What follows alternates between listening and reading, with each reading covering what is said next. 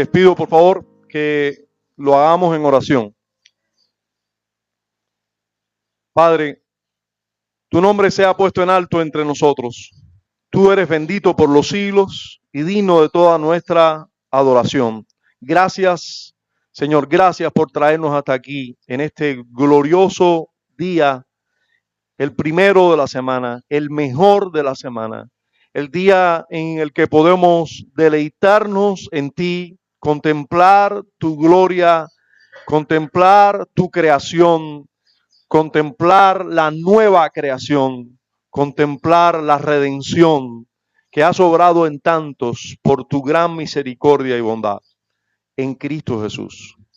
Señor, rogamos que uses este tiempo de estudio bíblico como un calentamiento espiritual para cuando vayamos a adorarte estén nuestros corazones encendidos.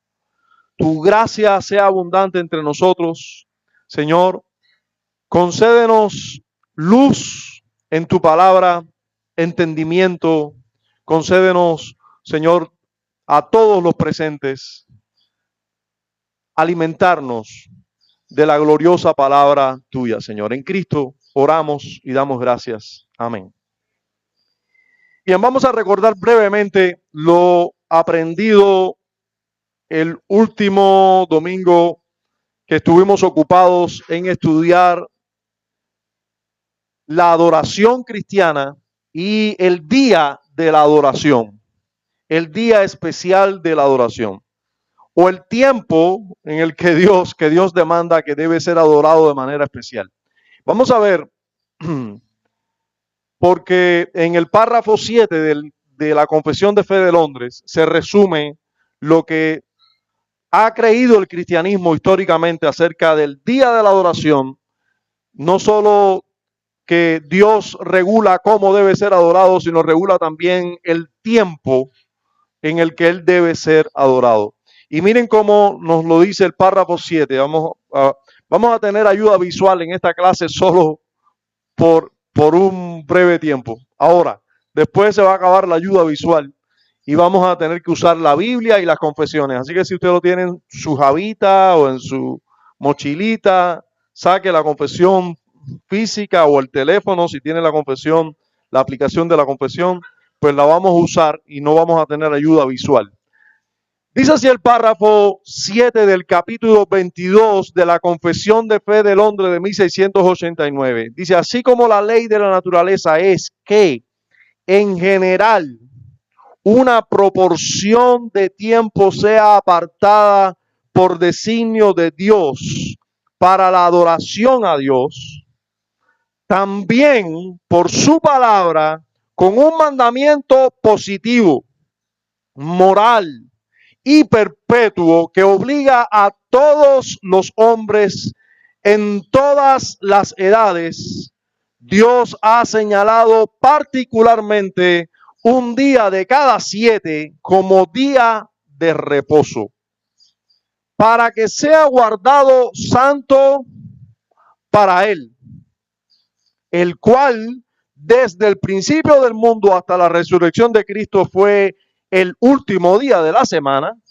y desde la resurrección de Cristo fue cambiado al primer día de la semana, que es llamado el día del Señor, y debe continuar siendo guardado hasta el fin del mundo como el día de reposo cristiano, habiéndose abolido la observancia del último día de la semana. Así nos lo dicen los autores de la confesión, ¿verdad? Ahora, ¿por qué textos de las Escrituras? Básicamente, porque los textos de prueba, así se les llama a los textos que los autores de la confesión ponen allí debajo para nosotros chequear, esos son los textos, se les llama textos de prueba. O sea, eso todos los estudiosos le llaman así, esa es la terminología que se usa. Ahora, esos textos de prueba siempre son los mínimos textos por los que se puede probar esta doctrina. Ahora, puede haber mucho más en toda la Escritura y de hecho lo hay, para probar cada doctrina que se enseña, en este caso en la Confesión de Londres. Hay mucho más Biblia para probar eso. Pero con esos textos es suficiente. Ahora, nosotros vimos algunos textos más de los que tiene la confesión como textos de prueba. ¿Alguien recuerda alguno de esos textos donde podemos ver que la Escritura enseña esta verdad que acabamos de aprender? A ver, hermana Newis. En Éxodo 28 tenemos un mandamiento positivo, ¿verdad? El mandamiento positivo donde Dios manda que se debe trabajar 6 días y que uno se debe consagrar a Dios. Es importante resaltar que ese texto en Éxodo 8 está en el contexto de ¿qué cosa? ¿Qué, Alián? De la ley. ¿Qué cosa es la ley? ¿Sabe? ¿Qué cosa es la ley? Pueden levantar la mano. Pueden levantar la mano y responder. ¿Usted sabe cuántas veces la Biblia la llama la ley a cosas distintas? Entonces es importante saber qué cosa es la ley. A ver, Johan. En algunos casos.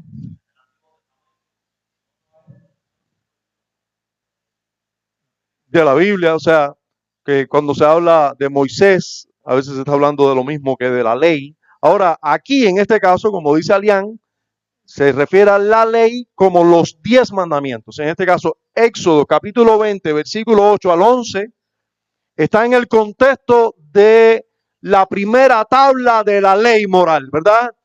Dentro de los 10 mandamientos, el cuarto mandamiento. Y nosotros vemos que en el contexto de esos mandamientos fue dado, el cuarto dice que debemos acordarnos de un día que debemos reposar para adorar a Dios y contemplar la grandeza de Dios. Que en 6 días debemos trabajar y hacer toda nuestra obra, pero hay un día que debemos consagrar a Jehová, apartar para Dios, y en él debemos meditar en él, porque en 6 días hizo Jehová los cielos y la tierra, y el 7º día descansó de toda su obra. Y podemos ver también que en ese, podemos ver, por lo tanto, que se nos está señalando qué cosa en ese mandamiento. Que el fundamento para este mandamiento es incluso creacional, porque nos remite a la creación. Y precisamente allí en Génesis capítulo 2, versículo 3, donde nos dice que Dios descansó el 7º día, que completó toda su obra y descansó el 7º día, nos está recordando esto, que un texto tiene que ver con el otro y que este mandamiento debe ser cumplido mientras estemos en esta creación, hermanos. Ese es el argumento que usábamos, porque siempre los autores del Nuevo Testamento, los autores inspirados, usaron la creación como un argumento sólido para enseñar verdades que debían ser guardadas siempre. ¿Quién recuerda los ejemplos que pusimos primero del Señor Jesucristo y luego del apóstol Pablo usando la creación como un argumento firme para enseñar una verdad que debía ser guardada siempre? A ver.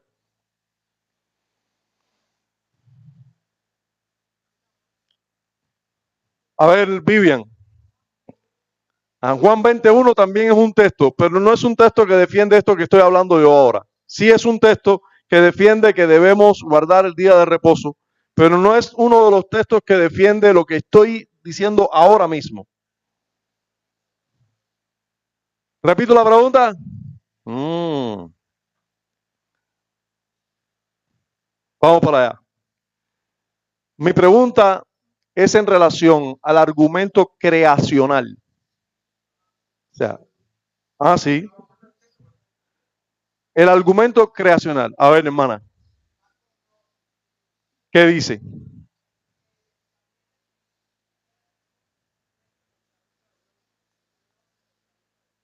Ese es un caso. El Señor Jesucristo dijo que el día de reposo fue hecho por causa del hombre y no el hombre por causa del día de reposo.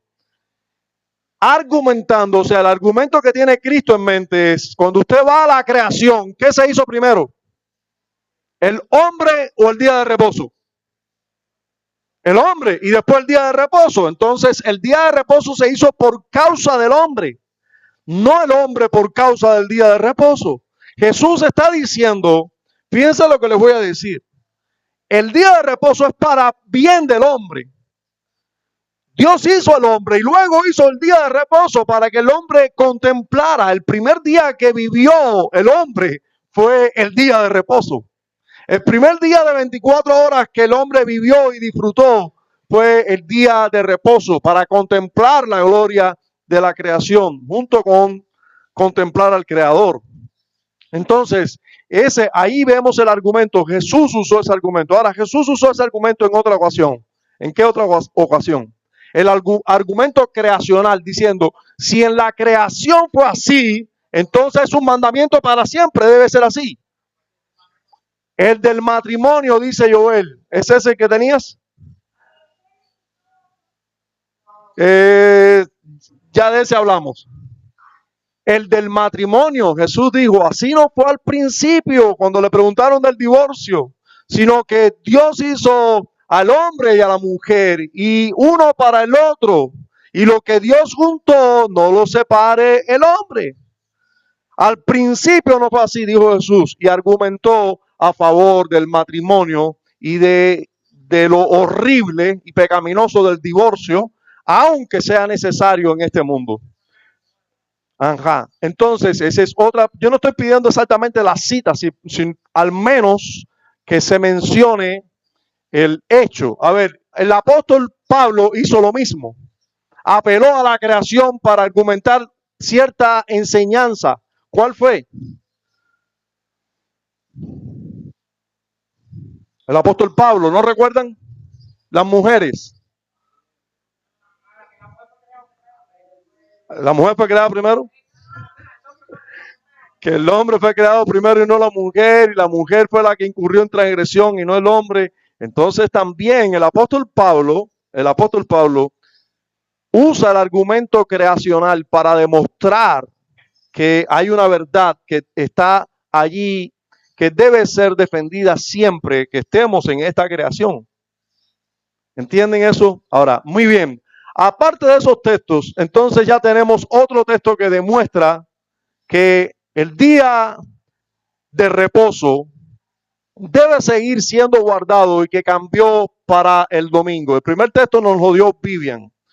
Juan capítulo 20, versículo 1, donde el apóstol Juan nos narra de la resurrección de Cristo. Pero Juan 21 no debemos verlo solo. Es de esos textos que tú lo ves solo y tú dices, bueno, ¿y qué me dice aquí? Pero cuando ves el otro, dices, espérate, esto tiene sentido. ¿Cuál es el otro texto que debemos ver?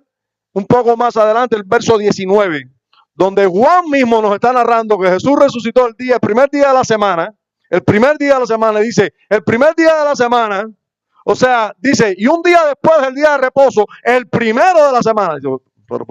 Pero por fin, o sea, Juan hace una marcada distinción de que fue el primer día de la semana cuando Jesús también se le aparece a los discípulos. Y luego, cuando se le apareció, no estaba Tomás, recuerden. Y dice que 8 días después, así como los judíos cuentan los días, 8 días después, entonces coincidiendo con el mismo primer día de la semana, se aparece Jesús otra vez, estando ahora Tomás entre ellos. Y les dice nuevamente, paz sea a vosotros. O sea, Cristo aparece en medio de ellos. Cristo se le aparece así como se le apareció a Jacob en Betel, así como se le apareció a Josué y a Moisés, que le dijo, quita el calzado de vuestros pies, así se le apareció a los discípulos. Entonces, luego tenemos otro pasaje en el libro de los Hechos. ¿Usted recuerda? Al menos 2 pasajes importantes en el libro de los Hechos. ¿Cuáles son? A ver, la Newbies.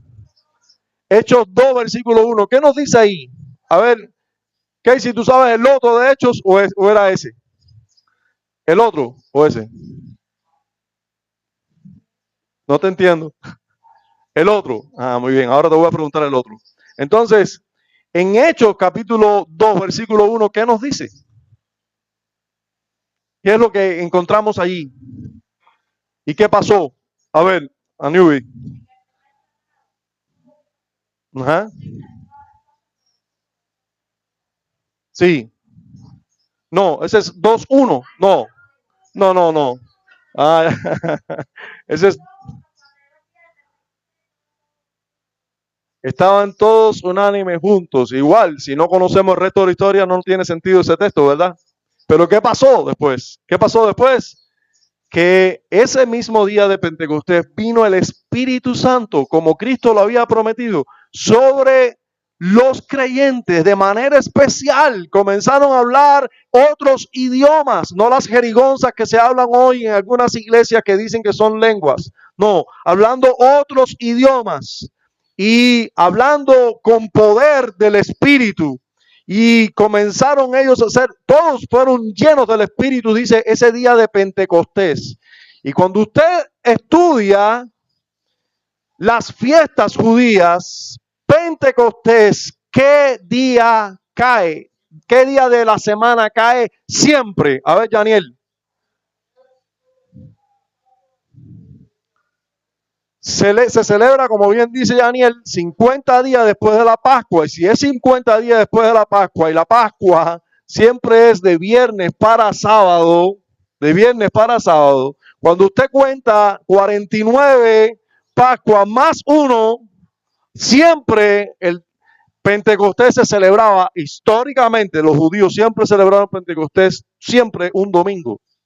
Y ese fue el día en que el Espíritu Santo vino. Ese fue el día en que el Espíritu Santo vino sobre toda la iglesia reunida y los bendijo también. Entonces el Hijo los bendijo el primer día de la semana y se apareció en las reuniones de ellos el primer día de la semana. El Espíritu Santo vino sobre ellos el primer día de la semana y los bendijo también. Por eso es que encontramos que la iglesia luego tiene la práctica en todo el Nuevo Testamento, especialmente en el libro de los Hechos, donde vemos la práctica de la iglesia, que la iglesia se reunía el primer día de la semana para adorar, para partir el pan, para recordar la cena del Señor, para recordar el nuevo pacto. Y eso lo encontramos ¿dónde, Casey? En Hechos 27. En Hechos 27 especialmente es un texto que debemos estudiarlo en su contexto para entenderlo bien, donde el apóstol Pablo tenía mucha prisa para ir a Jerusalén. Él tenía que llegar a Jerusalén lo antes posible. Pero sin embargo llega a Troas y tienes que esperar varios días de la semana para que la iglesia se reuniera el primer día de la semana. Ese día aprovechó, dijo, bueno, hoy es el día del Señor, racata, hasta la medianoche. Así que nadie está apurado aquí. Y adoró y predicó larga y disertó largamente. Y entonces, al otro día se fue deprisa. ¿Qué pasó? ¿Por qué Pablo no convocó a la iglesia cualquier otro día, como hacen hoy los líderes espirituales de muchas iglesias? ¿Por qué no? Porque no tenía ningún derecho. Porque el Señor había regulado un día de adoración y no había ni que convocar a nadie. Todo el mundo iba a ir allí. Ya estaban convocados por el Señor. Y Pablo, entonces la iglesia adoró así. Y Pablo da una orden específica, concreta, apostólica de parte del Señor Jesucristo a todas las iglesias. Él les ordena. ¿Qué cosa les ordena en 1 Corintios 16?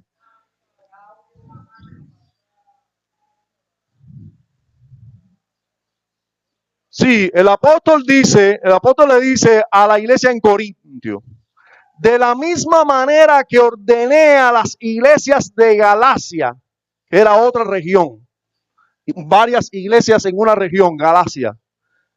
Así también háganlo ustedes cada primer día de la semana. Según el Señor les haya prosperado, cada uno ponga aparte, para que no se recojan ofrendas cuando yo vaya a vosotros.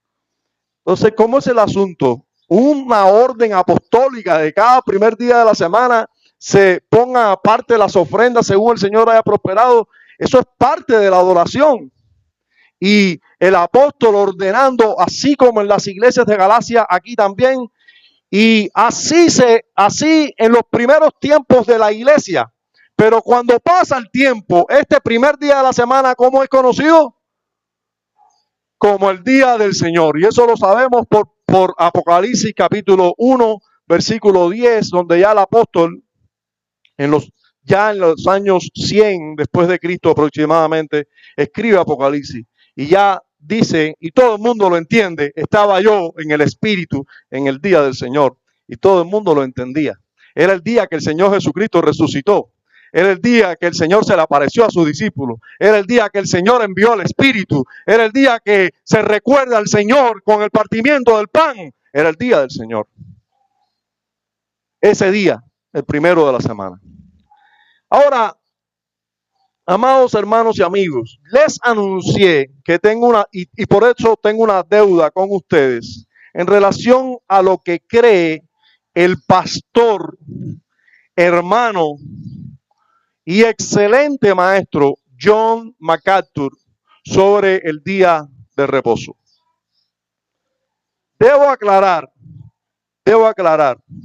porque nadie debe malentender mi intención con esto. Porque tenemos que tener mucho cuidado cuando nosotros estamos enseñando o estamos acusando a un falso maestro. Debemos diferenciarlo muy bien de cuando estamos exponiendo una verdad bíblica más correctamente de lo que lo enseñan ciertos hermanos nuestros. Pero además, hermanos muy amados, todos los hermanos son muy amados, pero son hermanos cercanos doctrinalmente. Pero más que hermanos cercanos doctrinalmente, maestros sobre los cuales yo me debería sentar a aprender. Porque estamos hablando de John MacArthur. Y yo puedo decirles que John MacArthur tiene algunas doctrinas que yo no comparto, ni ningún pastor reformado histórico comparte. MacArthur se separa de nosotros en estas áreas. Y una de las áreas que donde tristemente el pastor MacArthur se separa es precisamente en la doctrina relacionada con el día de reposo cristiano o el día del Señor, como le querramos llamar. En esta doctrina se separa. ¿Y qué sucedió y por qué voy a hacer esta defensa? Porque creo que algunos de los hermanos aquí presentes, incluso algunos que no son miembros de nuestra iglesia, quizás son hermanos o quizás son visitas simplemente y no son creyentes, pero como quiera, puede ser que hayan escuchado la enseñanza de MacArthur sobre el día de reposo y tengan algunas dudas.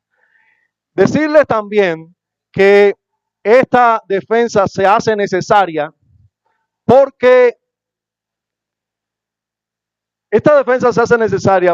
en uno de nuestros grupos como iglesia, una hermana de manera accidental subió la enseñanza de MacArthur sobre el día de reposo y muchos se pusieron a ella. Esta hermana no sabía la posición que tenía MacArthur, simplemente hizo lo que hacen muchos en las redes sociales. Ay, qué lindo está esto, mira, es de Juan Manuel Vaz, púmbata, y lo pone para allá. Y no sabe ni lo que Juan Manuel Vaz está enseñando, pero lo puso para allá porque pensó que Juan Manuel Vaz era el santo inmaculado inerrante. Y hermanos, aquí no hay santo inmaculado inerrante, cualquiera comete errores. Y cuando usted se sale de la iglesia local, usted puede encontrar errores en cualquier lugar. Y en la iglesia local, usted tiene que estar todo el tiempo juzgando la enseñanza y la predicación para no tragar errores. A los pastores se les juzga. Los pastores, porque son pastores, ya no son personas que, cuidado, tú no vayas a juzgar al Señor pastor. No, todas las enseñanzas del pastor se deben juzgar. Y aquellas que son conforme a la verdad de las Escrituras, usted las debe abrazar. Y aquellas que no son conforme a la verdad de las Escrituras, no las debe abrazar. Yo no estoy defendiendo aquí el espíritu de controversia que tienen algunos y que algunos vienen diciendo, el pastor cree eso y dice eso, pero yo creo otra cosa y cree un disparate, ¿entiendes? O sea, desgraciadamente también los hay, ¿no? Personas que vienen con disparates y quieren seguir con los disparates. Y bueno, no hay problema, usted quiere seguir con los disparates, pero yo me refiero más especialmente a los miembros de esta iglesia. Deben juzgar cada enseñanza de su pastor, porque en algún sentido yo soy el pastor solo de los miembros de la iglesia. Aunque yo sea el pastor de esta iglesia, yo no soy su pastor hasta que usted no decide ser miembro de esta iglesia, y por supuesto esta iglesia ve que usted es miembro, usted es un verdadero creyente y lo recibe a la membresía. O sea, yo podré ser pastor, pero no soy su pastor. Ahora, usted debe, si está visitando la iglesia, también debe juzgar al pastor, porque ¿cómo usted va a pedir la membresía en una iglesia donde el pastor no enseña conforme a la verdad de las escrituras? No es recomendable hacerlo. Entonces, por eso todos los presentes tienen que juzgar a este que está aquí enseñando. El púlpito se debe juzgar todo el tiempo por la palabra de Dios. Ahora, de ahí para afuera también hay que juzgar. Usted no puede ahora llegar a las redes sociales o a internet, entrar en YouTube y decir, bueno, si es MacArthur, esto no tiene errores. Si es fulano, esto no tiene errores. No. Cuidado. Cuando yo vi esta publicación en uno de nuestros grupos, en un grupo de oración de la iglesia, donde están casi todos los miembros, incluso algunas visitas, cuando yo vi esa enseñanza ahí, yo dije, parece que MacArthur cambió de posición en relación al día del Señor. Déjenme escucharlo, porque lo puso una hermana que no es totalmente despistada. O sea, que a veces está al día en las doctrinas y demás. Y cuando escucho lo que está enseñando MacArthur, digo, bueno, esto es lo que ha enseñado MacArthur toda la vida. O sea, es el mismo error que ha enseñado MacArthur toda su vida. Entonces yo dije, qué pena. Tuve que hablar con la hermana y decirle, esta enseñanza es incorrecta y ya estoy obligado a enseñar correctamente o refutar lo que dice el hermano, el pastor, el excelente maestro John MacArthur. Pero además, déjeme decirle que otro motivo que me motiva, valga la redundancia, a enseñar sobre este tema y refutar a MacArthur es porque lo que cree MacArthur no lo cree solo MacArthur. Aunque MacArthur cree cosas que las cree nada más, pero bueno, aunque lo que estoy diciendo es que esto no es la posición de MacArthur, es una posición dentro del mundo evangélico contemporáneo. Es una posición dispensacionalista del día del Señor. Es una posición un poco antinomiana del día del Señor. Y nosotros debemos entender, porque esa posición es una posición que tienen algunos hermanos nuestros, y debemos revisarla y o abrazarlos a ellos y decirle estoy de acuerdo contigo, o abrazarlo y decirle no estoy de acuerdo contigo. ¿Entienden eso? Entonces, vamos para arriba del lío, como dice, vamos para arriba del lío. El pastor MacArthur, en primer lugar, dice que Jesús, comenzando su exposición, y déjenme decirles que yo voy a seguir un orden en relación a la exposición de MacArthur. Ese va a ser el orden que voy a usar yo. MacArthur le titula a esta enseñanza Entendiendo el día de reposo. Y en esta exposición, MacArthur comienza haciendo algunas declaraciones generales y luego va específicamente a apoyar algunas de esas declaraciones. Y por último, él cae en aquellos textos que son problemáticos, que él considera que son los textos donde en el Nuevo Testamento se enseña que no hay que guardar el día de reposo. Ahora, nosotros vamos a caer en esos textos, pero hoy no vamos a llegar allá. Hoy no vamos a llegar allá, de hecho llevamos media hora de enseñanza. Hoy vamos a ver solo los primeros argumentos que usa MacArthur y vamos a refutarlo. Lo primero que dice MacArthur es que El día de reposo cesó porque Jesús vino a cambiar eso. Vino a derogar el día de reposo. Vino a eliminar el día de reposo y que por eso Jesús incumplió o violó el día de reposo. Esto es la primera declaración que hace MacArthur. Incluso MacArthur dice que Jesús intencionalmente viola el día de reposo para enseñarnos que ese día iba a cambiar, a cesar, iba a dejar de ser. Ya no era necesario guardar el día de reposo. Ahora, nosotros tenemos que decir, en primer lugar, en relación a esa declaración, que Jesús nunca quebró el día de reposo como Dios lo había instituido, que es como nosotros no debemos quebrar nunca nada, como Dios lo establece, no como los hombres lo establecen. Aunque sí lo violó como lo exigían los judíos del tiempo en que Jesús estaba en Israel.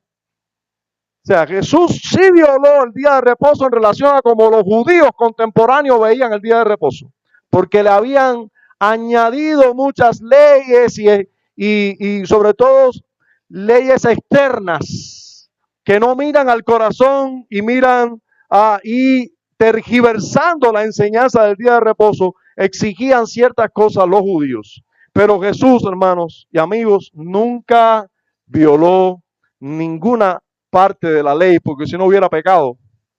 Ahora, a ver, ustedes dan la clase o la doy yo. Hay un debate aquí importante. Miren, Jesús nunca violó el día de reposo porque de lo contrario hubiera pecado. Y si hubiera pecado, Él vino a cumplir la ley, no a abrogarla. Y dice Yané, pastor, con el versículo ese es suficiente, pero yo no voy a hacer solo dar el versículo ese nada más, Yané. Voy a dar otros más. Sí, si Jesús vino a cumplir la ley y no a abrogarla, eso es un buen argumento. Y es un buen argumento para saber que Él nunca quebró la ley, pero además, si Jesús hubiera quebrado el día de reposo, Él hubiera pecado. Él hubiera pecado. Pero si algunos se atreven, y si hubiera pecado, no hubiera podido pagar por nuestros pecados. Pero si algunos se atreven a ver la clase de MacArthur, que yo sé que sí lo van a hacer, los que no lo han hecho, las que no lo han hecho, lo van a hacer, pero los que lo han hecho lo van a hacer otra vez, porque van a notar junto conmigo, si no lo notaron, van a notar esto, que MacArthur se contradice varias veces. Como por ejemplo, él dice que Jesús violó el día de reposo y lo hizo intencionalmente porque ese día debía dejar de ser, pero con la misma comienza a ser consecuente con lo que él es, un buen maestro, y dice, aunque realmente nunca lo violó, aunque realmente nunca lo violó, porque entonces hubiera pecado, o sea, el mismo argumento que estoy diciendo yo, y él tiene que contradecirse, y eso es lo que pasa cuando un maestro va bien hasta que se desvía, va a tener un buen maestro, va bien, se desvía y ya comienza a ser inconsecuente. ¿Usted ha leído alguna vez a un buen maestro presbiteriano? Bueno, veo pocas caras afirmativas, pero yo sé que eso va a ocurrir. Hay excelentes maestros presbiterianos, pero bautizan a sus niños de días de nacido y dicen que son parte del pacto. Y ellos creen que tienen que bautizarlo. Ay, espérate, le tiran un poquito de agua por arriba y ya. O les aplican agua y suficiente. Ya, son parte de la iglesia, parte del pacto, son sus hijos y son excelentes. Pero el asunto es que no hay argumento bíblico para hacer eso. Y entonces tú estás escuchando a sendos maestros presbiterianos. Excelente, los estás escuchando, los estás leyendo, en este caso, voy leyendo, vas leyendo, y cuando van a defender esa postura, comienzan a ser inconsecuentes. Tienen que ser inconsecuentes porque no es bíblico lo que enseñan. Y entonces comienzan a contradecirse. Comienzan a decir cosas que no tienen sentido. Y uno dice, ¿cómo no se dan cuenta que no tienen sentido lo que están diciendo? Y ¿sabes qué? Yo no sé qué provoca eso en ti, pero a mí me pone la piel de gallina. porque yo no soy diferente a ellos. Yo veo los errores que tienen ellos, pero no veo los míos. Me pone la piel de gallina, porque digo, ¿cómo es que puede ser así? Pero qué bueno que los salvos no van a ser los que tengan una doctrina perfecta. No, esos no son los salvos. Si solo se salvaran los de doctrina perfecta, mira, nadie se salvara. Nadie se salvara. Porque aquí yo estoy hablando hoy de un error que tiene MacArthur y que conoce. Mire, hermano, esto que yo creo no es lo que yo creo. Lo que yo estoy defendiendo hoy y estoy en contra de MacArthur. MacArthur mismo sabe que hay miles de excelentes maestros, no de René Betancourt, de excelentes maestros que han escrito cientos o decenas de libros que están en contra de él. Él lo sabe muy bien. Pero además, él es sincero y lo dice. Él lo dice. Porque es un verdadero maestro, no estamos hablando de un falso maestro. Lo que sucede es que él está convencido por lo que él cree. Él cree eso. Él cree que la escritura enseña eso y está bien que él haga la defensa que quiera hacer. Ahora, usted disculpe si yo con mucha frecuencia trato de hacer pausas para defender a MacArthur. En el sentido de mi conciencia, no me hallo enseñando en contra de alguien que ha sido lo que yo está por ver si seré un día. Y digo, estoy hablando solamente de la fidelidad al ministerio, de la fidelidad a la palabra y de un hombre que Dios ha guardado y preservado por tanto tiempo y que incluso está a punto de partir con el Señor. Porque está enfermo, porque él mismo anunció que le queda poco tiempo y que está preparando las maletas. Pero, o sea, que por eso con temor y temblor hago esta defensa o refuto sus planteamientos. Entonces, MacArthur en su contradicción de términos sí llega a decir que Jesús quebró el día de reposo. Y uno de los textos que da para demostrarnos que Jesús no guardó el día de reposo o quebró el día de reposo es Mateo 12. Mateo 12. Esta la cita, esta él no la lee. Hay otros que los lee. Unas veces cita el texto y los lee y hace una defensa. A veces hace una lectura rápida del texto, la mayoría de las veces, una lectura rápida del texto y luego una exposición, no como nosotros estamos acostumbrados, pero lo hace. O sea, a veces sí lee el texto. Mateo 12, usted debe buscarlo, porque no vamos a tener ayuda visual. Mateo capítulo 12, por favor. Mateo capítulo 12. ¿Ya? Mateo capítulo 12 dice así. En aquel tiempo iba Jesús por los sembrados en el día de reposo.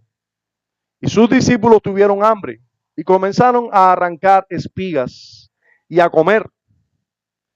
Viéndolo, los fariseos le dijeron, he aquí tus discípulos hacen lo que no es lícito hacer en el día de reposo. Pero él les dijo, ¿no habéis leído lo que hizo David cuando él y los que con él estaban tuvieron hambre? ¿Cómo entró en la casa de Dios y comió los panes de la proposición que no les era lícito comer ni a él ni a los que con él estaban, sino solamente a los sacerdotes? ¿O no habéis leído en la ley cómo en el día de reposo los sacerdotes en el templo profanan el día de reposo y son sin culpa? Pues os digo que uno mayor que el templo está aquí. Los sacerdotes, David iba a comer los panes de la proposición del templo, en este caso del tabernáculo. Pero después habla de los sacerdotes ministrando tanto en el tabernáculo como en el templo. Y como estaban trabajando en el templo, en el día de reposo, son sin culpa.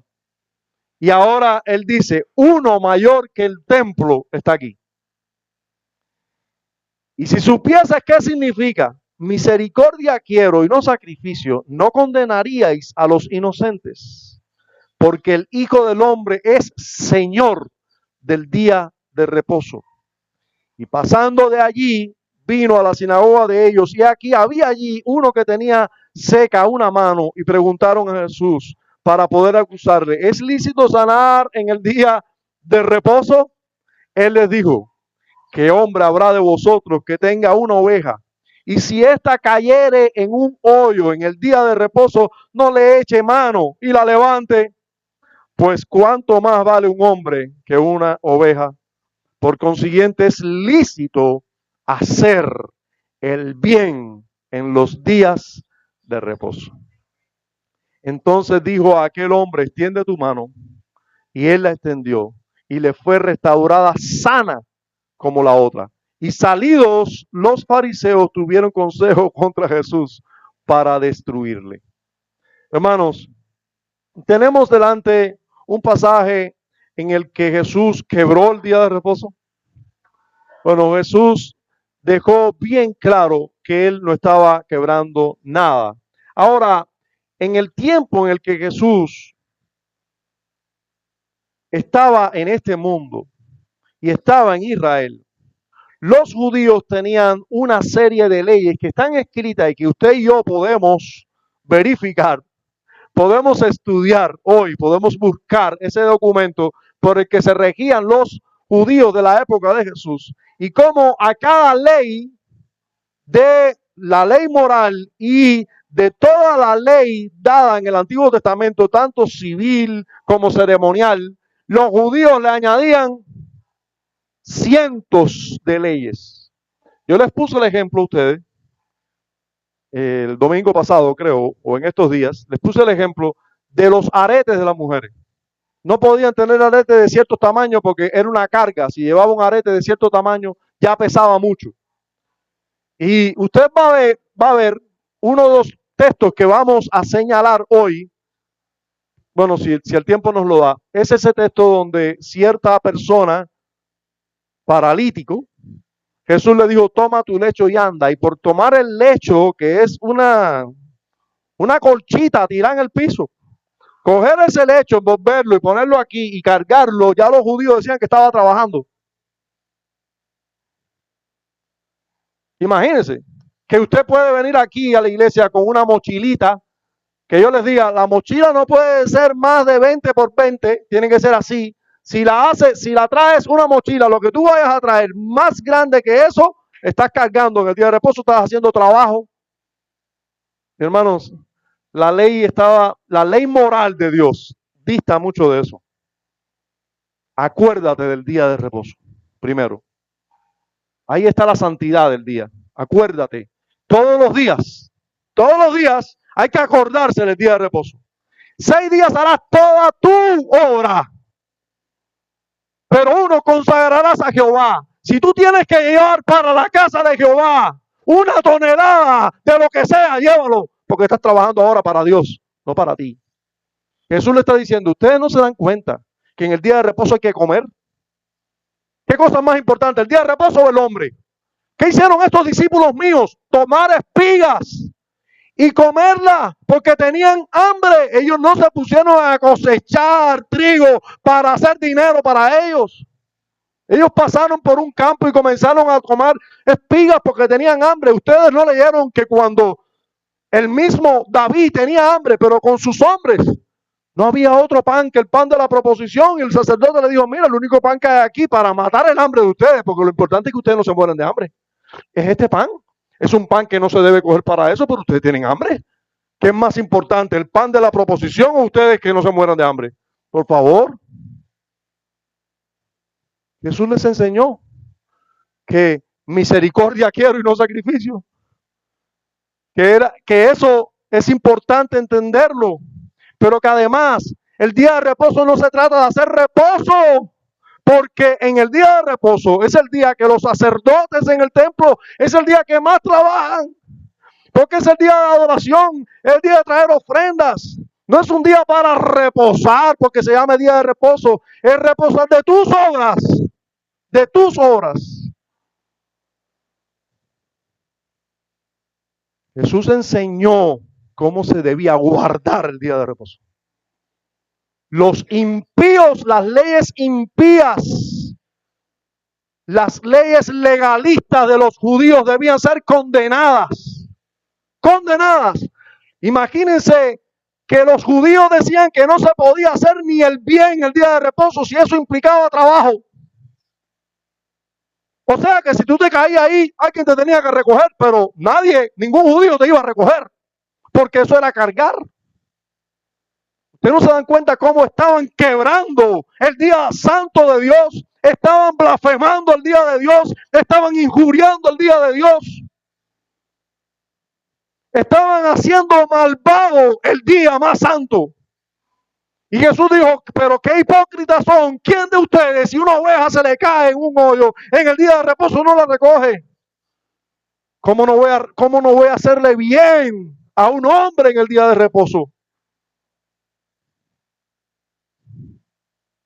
Tengo un aprecio inmenso por el pastor MacArthur, pero se equivoca totalmente cuando piensa que Jesús aquí está quebrando el día de reposo. Para nada. Lo está santificando, lo está poniendo tan alto, pero tan alto. Los dispensacionalistas como MacArthur dicen que no hay un pasaje en todo el Nuevo Testamento que se enseñe sobre el día de reposo, hermano. Si de un mandamiento se enseñó en el Nuevo Testamento, fue el día de reposo. Cada pasaje que vamos a ver es Jesús poniendo en alto el día de reposo. Bien en alto el día de reposo. Cada uno de estos pasajes lo que hace es enseñar sobre el día de reposo. Fíjense que no se enseñó sobre tomar el nombre de Dios en vano, que es parte de la ley moral. Dime dónde se enseña en el Nuevo Testamento de manera explícita: no tomarás el nombre de Jehová tu Dios en vano. ¿Eso quiere decir que ya no hay que tener en cuenta ese mandamiento? No. Está ordenado ya en el Antiguo Testamento. Y el Antiguo Testamento está allí para hacernos entender el Evangelio. Todo, la referencia que tenían los apóstoles para enseñar todo lo que enseñaron en el Nuevo Testamento estaba en el Antiguo Testamento.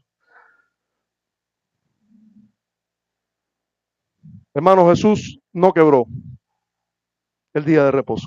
Lo puso bien en alto con cada uno de sus argumentos, bien en alto.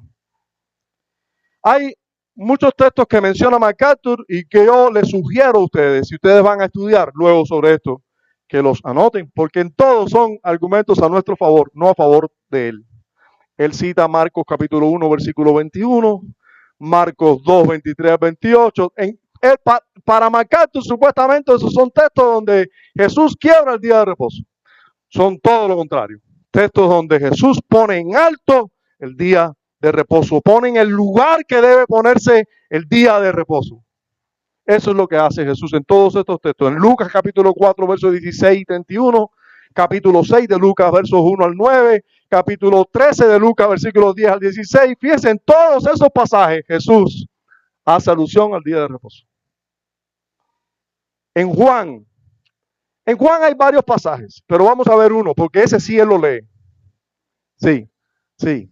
En Juan hay varios pasajes. Está Juan 5, versículos 9 al 18 específicamente, Juan 7, 22 y 23, y Juan 9, 14 al 16. Pero vamos a ver el texto que él leyó. El texto que él leyó es Juan 5, 9 al 18. Por favor, búsquelo.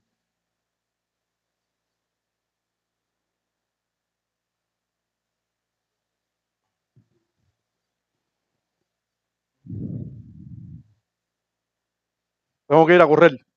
¿Sabe, Michelle? Ya estoy cansado. Tengo que correr. Bien, vamos para allá. Juan 5, 9 al 18 dice: y al instante aquel hombre fue sanado. O sea, para ponerlo en contexto, es el hombre paralítico en Bethesda que se ponía al lado del estanque. Ese hombre que no tenía ninguna esperanza, el pobre. Y Jesús le dijo: ¿quieres ser sanado? Y él le dijo: ¿quién me va a sanar si yo estoy aquí? No sé ni por qué estoy aquí. Tú te pones a pensar y ese hombre no sabía ni por qué estaba ahí. Porque ya él había visto muchas veces que el agua se movía, uno entraba, se sanaba, y él le dijo a Jesús: yo no puedo ser sanado porque cuando yo me voy a levantar o le pido a alguien que me levante, ya otro entró. el problema mío me hace imposible entrar. No sé ni por qué estoy aquí. No tengo esperanza ninguna. Y a ese que no tenía ninguna esperanza fue el que Jesús sanó. Dice, Jesús le dijo que tomara el lecho y andara. Él dice, y al instante aquel hombre fue sanado y tomó su lecho, como Jesús le mandó. Y anduvo. ¿Quién le ordenó eso? Dios. Toma tu lecho y anda. Dios. Pero además, pensemos en los sacerdotes. ¿Cuántas veces toman el peso que nunca dice la ley? Nunca la ley dice que había un peso que no se podía cargar y que de ahí para allá era trabajo. Nunca dice eso la ley moral, la ley de Dios. Eso se lo añadieron los judíos. Pero usted se imagina en el templo o en el tabernáculo, ¿cuánto tenían que trabajar los sacerdotes? Sí, no se lo imagina. Porque yo mismo no me lo imagino. Había que matar animales. Pero luego había que desarmar en piezas animales. Yo no sé si usted ha picado, ¿se acuerda de cuando la última vez que picó un pedacito de carne en su casa? Algunos no se acuerdan. Yo sé. Pero, y matarlo, eso ya lleva esfuerzo. Es matar al animal, desangrarlo, picarlo en piezas, las viseras ponerla para un lugar. Todo eso lo hacían los sacerdotes. Y se mataban cientos y cientos de animales en cada día de reposo. Había mucho trabajo, pero había que coger piezas y echarla dentro del altar del sacrificio, piezas pesadas. Usted no se imagina cuánto trabajo se hacía ese día. No nos imaginamos cuánto trabajo se hacía ese día. Y eran sin culpa, porque estaban haciéndolo ¿para quién, hermano? Para Dios, el Dios que debía ser adorado ese día. Jesús le dijo a este hombre, como prueba de la sanidad que obró en él, toma tu lecho y anda. Este hombre no estaba trabajando, no estaba haciendo negocio, no estaba vendiéndole el lecho a nadie. Simplemente estaba tomando el lecho donde él estaba acostado, la sabanita, el qué sé yo, y estaba andando. Para los judíos eso era trabajar en el día de reposo. Porque por allá, por ciertos pasajes del Antiguo Testamento, se condenó a ciertas personas que entraban cargas para vender en el día de reposo a Jerusalén. Y se les dijo, no entren cargas ese día. Ya, ese texto era interpretado literalmente, no se puede llevar carga en el día de reposo. Así eran los judíos. Así somos nosotros. A nosotros nos gusta, ¿por dónde es que debe usarse la blusita? Por aquí. Por aquí. Si la usa del codo para acá, blusa corta. Pecado. El pelo, ¿por dónde es de las mujeres? Por no sé qué lado. Si subiste de ahí, es la ramera esa con el pelo corto. Así mismo. Hermano, no se crea que eso que estoy diciendo es una exageración. No, aquí, en este pueblo, ha habido y hay cristianos que piensan así todavía. Ustedes saben, no sé, esto lo he dicho yo creo varias veces, pero yo soy natural de Cárdenas. Cárdenas, Matanza, al lado de Varadero. Pero además a 70 metros del mar. Yo creo que me puse pantalón por primera vez. Un día que mi mamá me dijo, mira, vamos a salir y mira, tengo un pantaloncito. Short, es lo que yo conocí toda mi vida, desde niño. La escuela, ¿se acuerdan, no? Se iba en shortcito.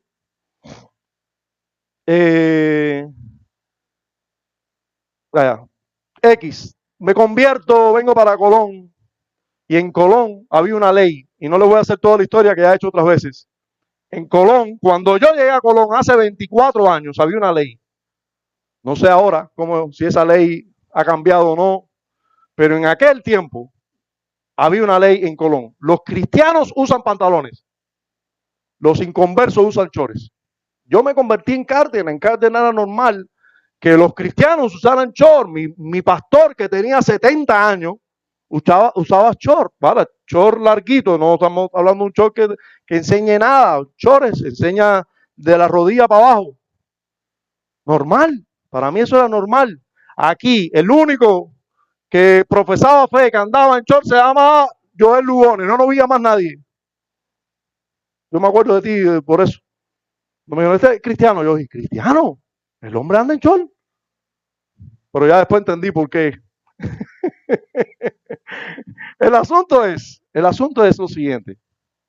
Hermanos, ¿qué hace más pecador una persona por usar una ropa hasta aquí que hasta allá abajo? Hoy por hoy, yo a veces me pongo un short. Para estar dentro de la casa, pero si tengo que salir, mira, no me cambio de ropa. Y una bermuda esa me la pongo. Y yo he estado por el pueblo, ya sea en bicicleta o en una moto, y yo he visto cómo me han mirado algunos cristianos, ¿no? Como diciendo, mira, pastor y anda en short. O sea, no, por supuesto no me lo han dicho, porque son tan hipócritas que son incapaces de reprenderte en tu pecado, ¿entiendes? Piensan mal y pecan, porque eso es lo que uno hace cuando uno ve a una persona, a un creyente, a un hermano en pecado, y no los reprende. Lo que hace es pecar tú pecas, y no sacas supuestamente del pecado del hermano. Nunca nadie me ha llamado para decirme nada, pero sé por la cara que ponen, es como si me estuvieran viendo con otra mujer. Me miran así, mira. Y ya entonces eso lo anotan al récord de cosas que tienen en contra mía. Entonces, pero hermanos, esos son leyes humanas que Dios nunca ha establecido. Nunca ha establecido. Jesús le dijo a este hombre, toma tu lecho y anda. No es, mira, carga esa maleta que tienes ahí llena de manzana para que la vendas en el mercado en el día de reposo. No, toma tu lecho y anda. Porque tú estás sano. Y el hombre tomó el lecho y anduvo. Miren lo que dice el texto. Y era día de reposo, aquel día. Entonces los judíos dijeron a aquel que había sido sanado, es día de reposo, no te es lícito llevar tu lecho. Hermanos, ¿dónde está en la ley moral de Dios que no era lícito llevar su lecho?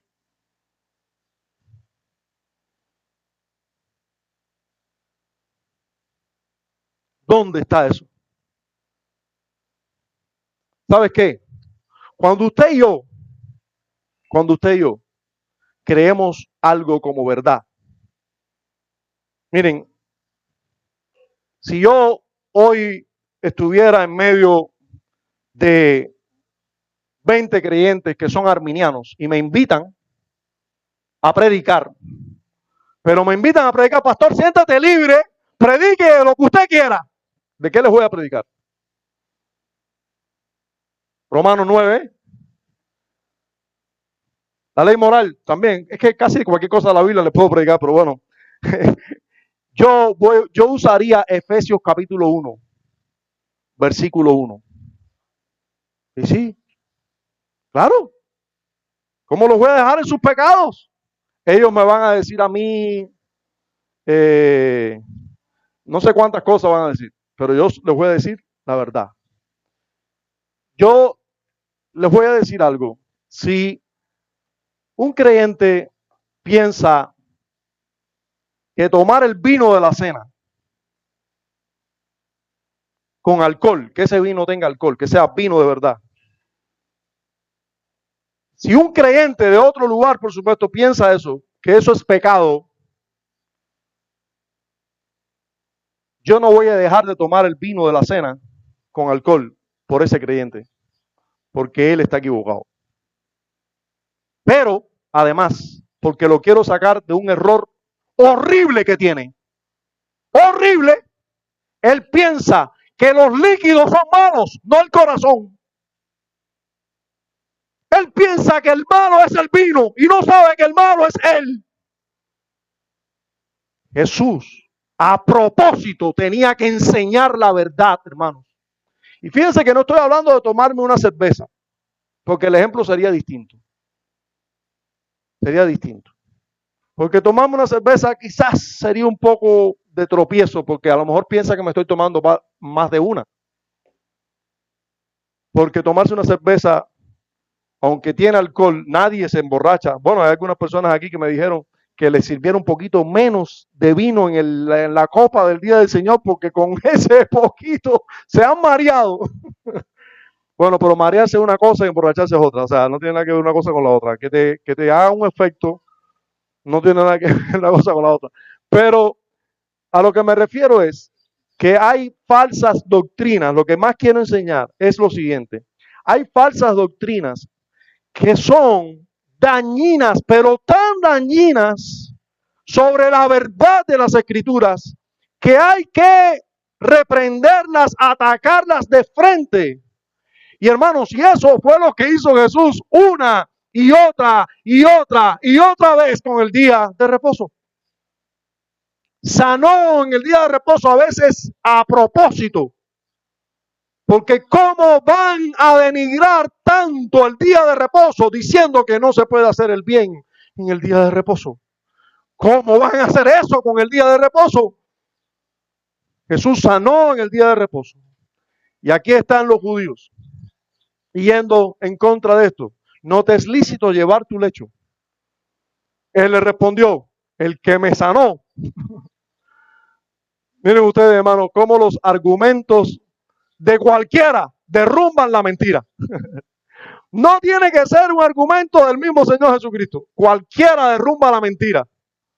Imagínense, yo recuerdo cuando, nuevamente sigo retomándome cuando llegué a Colón, había cierto lugar de adoración cristiana, evangélica, que las mujeres todas tenían que usar vestidos, no, pantalones no podían usar las mujeres.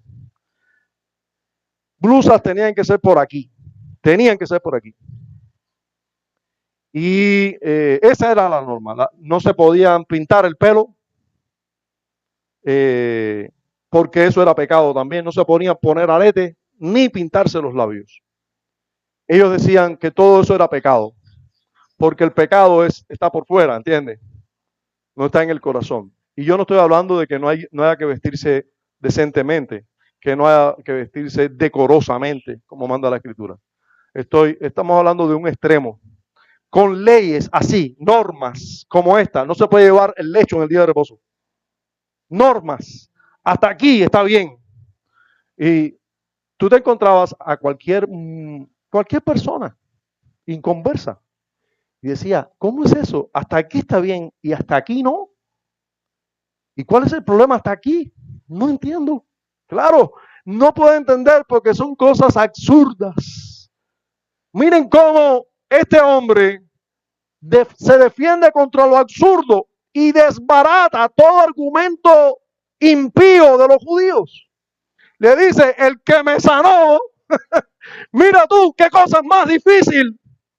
Dime tú, él fue el que me sanó. ¿Tú quién eres? ¿Quién tú eres? Tú eres un líder espiritual. ¿Por qué en 30 años nunca me sanaste? Ahora me va a decir que yo no puedo llevar el lecho. No, si yo no podía llevarme ni a mí mismo. Y hoy llevo el lecho, aleluya. Por favor, el que me sanó, él me dijo, toma tu lecho y anda. Tú me vas a decir a mí que no lo lleve. Hazme el favor. Hazme el favor.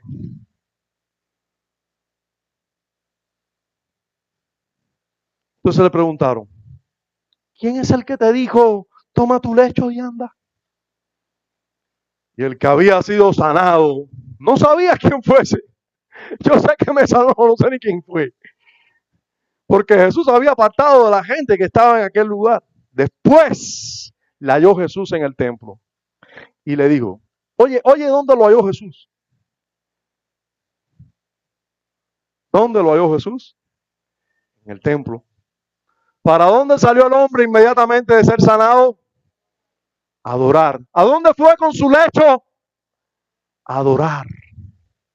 A dar gracias. Allí donde debía estar adorando en el día de reposo, en el templo donde Jesús también estaba en el día de reposo, donde había que estar adorando en el templo, Jesús lo halló y le dijo, mira, has sido sanado no peques más, para que no te venga alguna cosa peor. Y el hombre se fue y dio aviso a los judíos que Jesús era el que lo había sanado. Y por esta causa los judíos perseguían a Jesús y procuraban matarle porque hacía estas cosas en el día de reposo. Y Jesús le respondió: mi Padre hasta ahora trabaja y yo trabajo. Dice MacArthur, ¿se dan cuenta? Que Jesús quebró el día de reposo. Mira cómo dice ahora: hasta ahora mi Padre trabaja y yo trabajo. Jesús está trabajando, ya no hay reposo. Hermano, nuevamente, el día de reposo no es para sentarse vagamente a no hacer nada. El día de reposo es un día de adoración, pero además usted tiene que separar el día de reposo del Señor del día de reposo, que es el que debe ser adorado. Este debe ser adorado.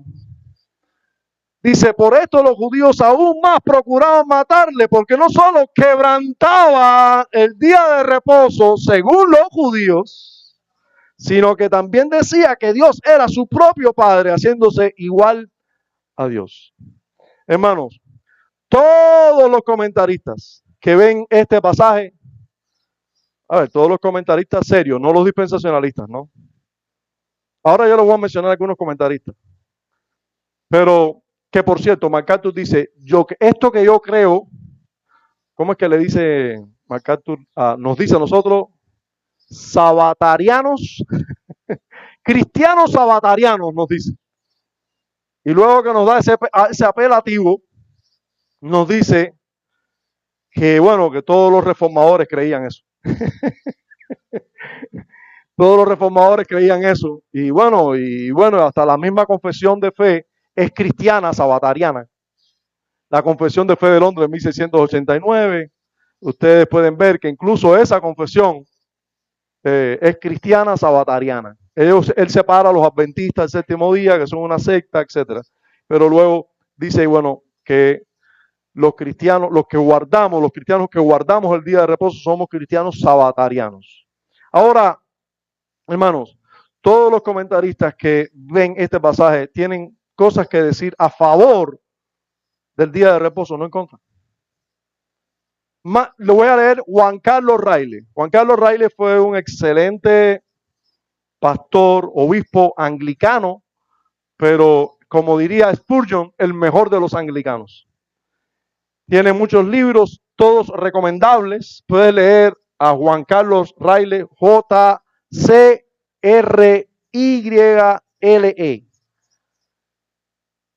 O sea, J.C. Riley.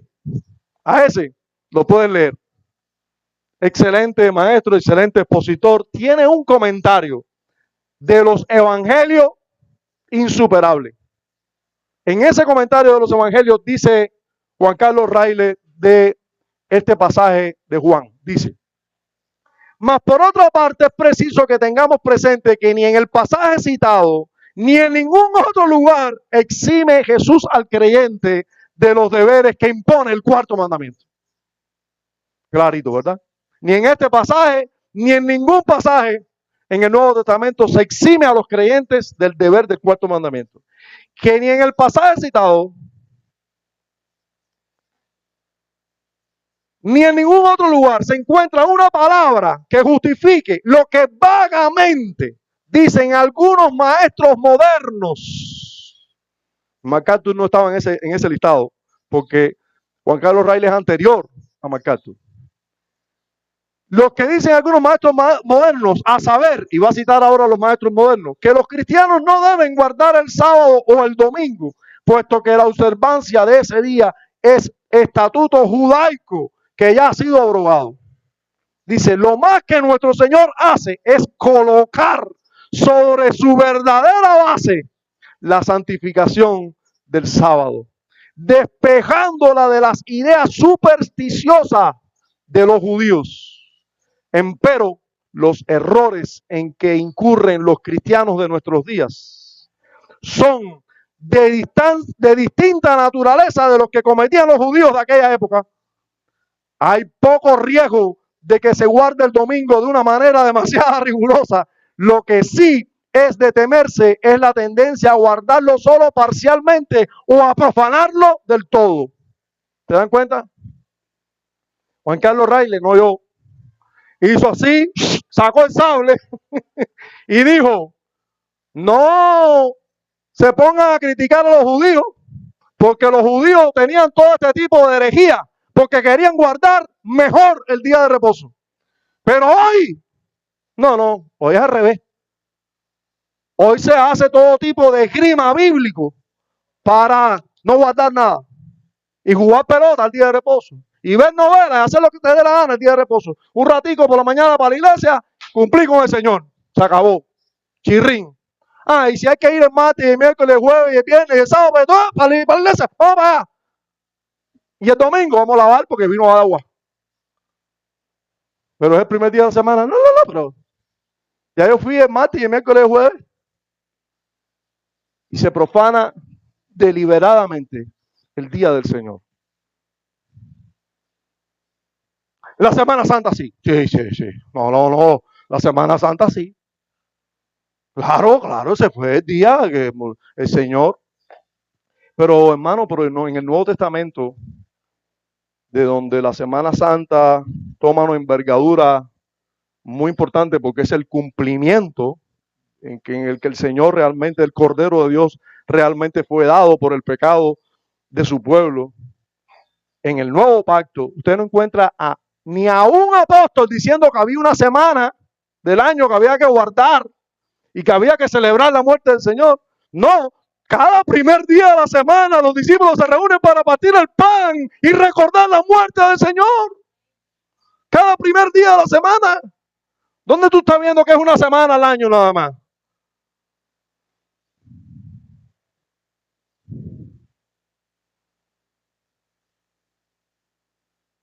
Sigue diciendo Juan Carlos Riley. La propensión del siglo es a eliminar del decálogo el cuarto mandamiento, no a llevar su cumplimiento hasta la exageración, como hacían los judíos. Contra esa propensión es, por lo tanto, que nos conviene estar alertas. En el tiempo de Juan Carlos Riley, estoy hablando de finales de 1700, principios de 1800, ya se venía orquestando el asunto de que el día del Señor o el día de reposo no había que guardarlo. Y dice Juan Carlos Riley que habían algunos maestros. Hoy en día, hermanos, la cristiandad cree eso. Nosotros somos los exagerados, extremistas, sabatistas, todo ese tipo de apelativos que, hermanos, esto es lo que caracterizó el cristianismo.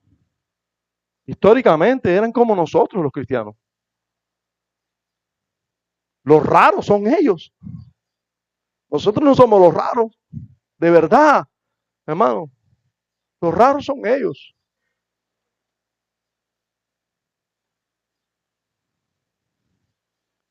Dice Juan Carlos Riley que había que estar alerta. Y termina diciendo, o citando a Juan Carlos Riley, termino citando a Juan Carlos Riley diciendo, la experiencia de 10 y 8 siglos ha venido demostrando que la religión verdadera no florece cuando no se observa escrupulosamente el domingo.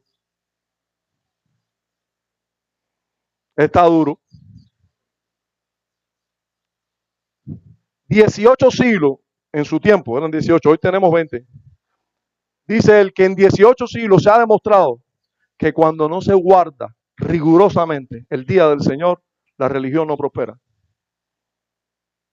Lo que hay es un desastre. Y eso fue, él mencionó solo los 18 siglos de nuestra era. Antes de Cristo fue igual. Cuando se quebraba el día del Señor, Israel vivía un desastre. Cito a Calvino, Juan Calvino, dijo, Cristo insiste, o sea, Calvino hablando del mismo pasaje de Juan, el mismo pasaje. Cristo insiste en que el santo descanso ordenado por la ley de Moisés no se perturba cuando nos dedicamos a las obras de Dios. Estamos sanando, haciendo la voluntad de Dios, trabajando en el templo, siguiendo a Jesús y cojo unas espigas para comérmelas. Como David, que estaba sirviendo a su Señor, en este caso huyendo de Saúl, pero cumpliendo con su compromiso de ser el ungido de Jehová, apartarse hasta que Dios le diera el reino. Estaba cumpliendo con la obra de Dios, tenía hambre, había que comer. No se quiebra el descanso cuando se está haciendo algo ordenado por Dios. Este paralítico estaba llevando lo que Dios le dijo que llevara. No una carga para venderlo en el mercado. No, era su propia carga que Jesús le dijo que la llevara porque estaba sano. Sigue diciendo Calvino, y por esta razón excusa no solo su propia acción, sino también la del hombre que cargó su lecho, pues fue un accesorio y, por así decirlo, parte del milagro. Es parte del milagro. Tú has vivido toda la vida en un lecho. Ahora, toma el lecho y anda. Pues no fue más que una aprobación del mismo, el hecho de que llevara el lecho encima. Además, si la acción de gracias y la proclamación de la gloria divina se cuentan entre las obras de Dios, no fue una profanación del sábado dar testimonio de la gracia de Dios con los pies y las manos. Pero Cristo habla principalmente de sí mismo, a quien los judíos eran más hostiles. Declara que la salud que le ha devuelto al enfermo es una demostración de su poder divino. Afirma que es el Hijo de Dios y que actúa como su Padre. No me extenderé, dice Calvino, en el debate sobre la utilidad del sábado y las razones por las que se impuso. Baste para el presente pasaje que la observancia del sábado, lejos de interrumpir o entorpecer las obras de Dios, cede el paso únicamente a ellas. No es para interrumpir las obras de Dios, es para hacer las obras de Dios, que es el día de reposo. Pues, ¿por qué la ley ordena a los hombres abstenerse de sus propias obras, sino para mantener todos sus sentidos libres y ocupados en la reflexión sobre las obras de Dios? En consecuencia, quien en el sábado no permite que las obras de Dios obtengan libre curso y dominio, no solo es un falso exponente de la ley, sino que la anula perversamente. Hermanos, Jesús lo que está haciendo es condenando la perversión de los judíos del día de reposo.